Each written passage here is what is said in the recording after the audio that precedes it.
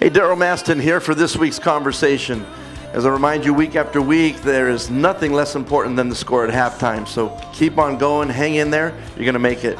Hey, an incredible story happens in Genesis chapter 12 and has to do with Abraham, who at that time his name was Abram, and Sarai, his wife. And God specifically gave them instruction to go into a land that he was going to send them to, or a country or a place. And I thought about that over the past few weeks, and it's very interesting that sometimes God speaks to us. Sometimes we sense his voice inside, or we get a word or confirmation through another person. But God is speaking to his people. God is speaking to people, humanity in general. And it's up to us to really listen carefully and try to grasp what it is that he's trying to tell us. And it was a very simple message. He said, Abraham, just get up and go. Get up and go to a place that I'll send you to. And sometimes that's the biggest part of the battle, is just getting up and going. But I'm very excited to encourage you this week that God does speak. And in that particular case, the most important part in that particular passage is that God spoke to Abram. And sometimes we go through lots of weeks and maybe years or maybe months, I don't know, where it seems like the heavens are shut up, where there's nothing coming from the heavens. We're not sensing God speaking at any particular point in time.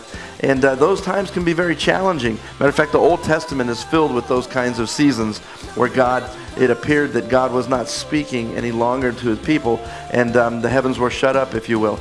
And so sometimes we go through that, and other times God just breaks through that and radiates down and shines down upon us and helps us to understand what it is that he wants us to do in this next season. So what I'm going to encourage you to do, and we can have a conversation about this, is that as God speaks, maybe share with me what it is that he might be sharing to your heart, what he might be speaking to you. It might not be what Abraham and Sarah had to do to uproot and head to a place that they didn't even know, but it could be the very simple things that God is talking to you about, maybe about your job, or ways to improve your relationship, and dealing with your children, or even something going on in your church.